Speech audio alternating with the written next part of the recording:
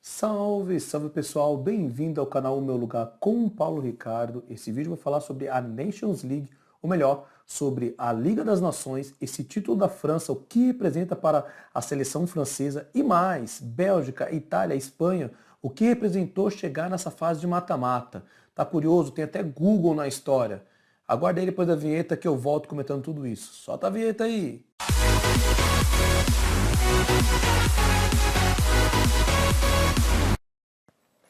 Antes de continuar esse vídeo, eu gostaria de convidar você que não é inscrito nesse canal e chegou até esse canal, por favor, se inscreva porque ajuda demais. Se você que já é inscrito, deixa aquele joinha e aquele lembrete que eu sempre vou lembrar. Eu gravo da câmera do notebook, então a resolução não é tão boa assim, beleza? Dito isso, vamos para as análises. Primeiro, vamos entender essa competição, Liga das Nações. O que é essa competição? É uma competição que acontece entre os times europeus, não é uma Eurocopa, tá? Ela acontece literalmente dividindo em séries, série A, B, C e D. Ou seja, eles chamam lá de liga, né? Liga A, B, C e D. Mas compara com o Brasileirão aqui do Brasil que você vai entender muito bem. E quem está na série A são as principais seleções. Só que elas podem ser rebaixadas, isso é interessante. O último colocado de cada grupo é rebaixado para a Liga B. E os primeiros colocados da Liga B são promovidos para a Liga A na competição seguinte.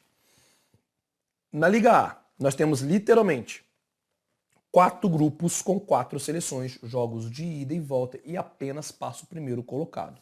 Dos primeiros colocados que passam, esses 4 semifinalistas, há um sorteio para o país sede. O país sede das semifinais e finais literalmente tem que fazer parte de um dos 4 finalistas. É uma das regras, beleza? Guardou isso? Ok. Eu acompanhei a campanha da França. Não toda, 100% não, estava acompanhando de Portugal, confesso, que eles caíram no mesmo grupo. Então eu posso falar algumas coisas antes de começar a fazer análise da fase semifinal. Primeiro detalhe, a França teve 2 jogos chaves contra a Croácia, aquele 2-1, um jogo interessante, eu não vou comentar muito, porém o mais importante contra Portugal. Por quê? Portugal e França estavam disputando a liderança. E chegou no momento que eles estavam disputando essa liderança, o jogo foi lá em Portugal, 1-0, gol do Kanté, um jogo bem equilibrado, onde, em minha opinião, quem fez a grande diferença foi o Lohri, capitão e goleiro da seleção da França. Kanté é difícil algum brasileiro torcer contra o Kanté, gente. Até eu que estava torcendo um pouquinho para Portugal, quando vi que o gol era do Kanté, eu falei, ah não, tudo bem, pelo menos é ele. É difícil a gente torcer contra, quem conhece a história do Kanté sabe do que eu estou falando. Bom, a França passa para a semifinal. E não só a França passa para a semifinal, a Espanha, a Bélgica e a Itália. Reúne os 4, sorteio, país sede a Itália. Isso seria muito bom para a Itália? Seria, não foi. Grava isso, que você vai entender já já.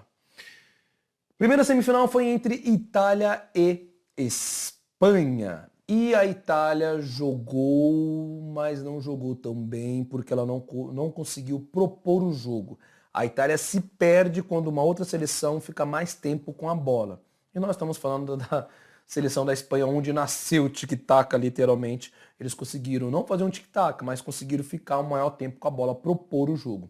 Destaque da partida, jogador Gavi do Barcelona, camisa 9 da seleção, não sei no Barcelona qual é a camisa dele. É um atacante de apenas 17 anos.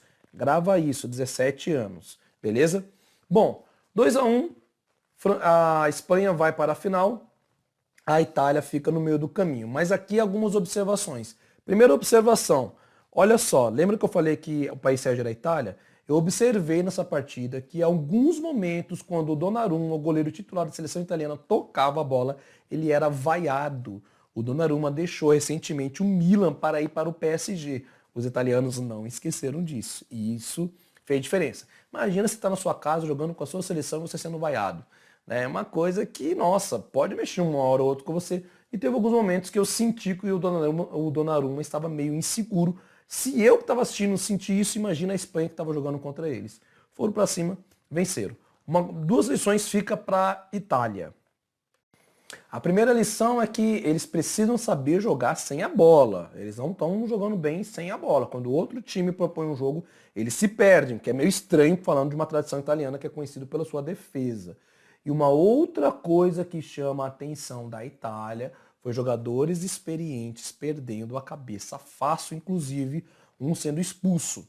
Não entendi isso, mas enfim. Fica a lição para a Itália. Outra semifinal foi entre a França e a Bélgica. E que jogo. Cara, se você não viu, recomendo você ver pelo menos os melhores momentos. Que jogo. Bélgica faz 2-0, jogando o primeiro tempo muito bem. Muito bem. Muito superior à França. Mas o segundo tempo... Sabe o que é o fino da bola? Aquela gira que a gente fala, o fino da bola? Foi o que a França fez. Voltou, jogou o fino da bola, Mbappé chamou a responsa, Benzema também. 3-2, merecidíssima essa virada, porque a Bélgica não jogou quase nada. Não jogou quase nada. Teve um lance ou outro de perigo, mas foi mais França mesmo. Merecidíssimo. França chega na final. O que representa isso para a Bélgica? Muita coisa. Estamos falando literalmente dessa ótima geração belga que não ganhou absolutamente nada. Não chegou em nenhuma final e não ganhou nada. E o Eden Hazard, camisa 10, capitão dessa seleção belga, dessa ótima geração, já tem 30 anos, meu amigo. Essa geração está acabando. E aí, vai vir uma outra? Vamos observar, mas ela está acabando. Enfim, dito isso, a final entre França e Espanha. Uma coisa que eu não comentei na semifinal da Espanha é o destaque, né, o tático do Luiz Henrique. Eu já vou comentar disso aqui, porque ele também se destacou, mas infelizmente acabou perdendo. Final, França e Espanha, 2-1 para a França. O jogo foi um pouquinho morno no primeiro tempo. O segundo tempo, quando a Espanha faz o primeiro gol, a França acorda, empata na sequência, e aí tem aquele gol polêmico do Mbappé. Eu daria impedimento, eu não sei você. Se você não daria impedimento, comenta aí o porquê que você não daria impedimento. Eu daria impedimento naquele lance, sem dó. Mas enfim, França é a campeã. O que representa para as duas seleções aí, Espanha e França. Espanha, cara, para a Espanha tem que representar isso. Estamos no caminho certo. Literalmente, pegamos alguns jovens jogadores, estamos reformulando a seleção, chegamos à final dessa competição, estamos no caminho certo. Tem que continuar assim. Aliás, o Luiz Henrique, parabéns pelo esquema tático, pela convocação. Enfim, estamos no caminho certo. Não ganhamos o título, mas estamos no caminho certo. É o que a Espanha tem que pensar. França, o que representa esse título para a França? Cara, representa simplesmente isso. Ela é a única seleção europeia que tem agora Olimpíadas, Copa do Mundo, Copa das Confederações, Eurocopa. Acabou, né? Tem mais competição oficial aí?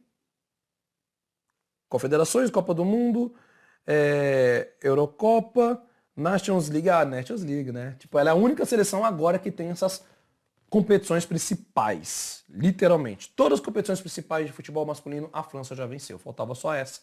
E aí acabou vencendo. Observação, o que acontece lá com a Bélgica acontece o contrário com a França. A França tem o seu elenco meio jovem, né? O grande craque da seleção tem só 22 anos, que é o Kylian Mbappé, camisa 10, jogando muito e mostrando que ele pode desequilibrar. Ele e o Benzema, vontade de ver esses dois no Real Madrid, hein? Que entrosamento, gostei de ver, interessante. Benzema, o que significa esse título? A redenção. Para quem acompanhou a história do Benzema e a seleção francesa, ele não estava sendo convocado por alguns problemas que eu não vou falar aqui, porque senão o vídeo vai ficar muito longo, mas ele chega, chama a responsa, faz os gols e é uma redenção. Acho que para ele, né, é uma baita comemoração esse título da França. E pro Lohri, o que representa? Representa que ele é o cara, mano. O Lohri merece ser convocado para a seleção da França, merece ser o capitão e merece levantar esse troféu. Esse cara tá jogando muito. E eu não sei vocês, eu acho que o Lohri joga bem melhor na França do que no time dele. E aí, o que você acha? Essa você já sabe. Essa é a minha opinião. Qual que é a sua? Comenta aí. Se você não concorda de alguma coisa que eu falei, se você discorda, comenta, beleza? Valeu, muito obrigado e fui! Yeah!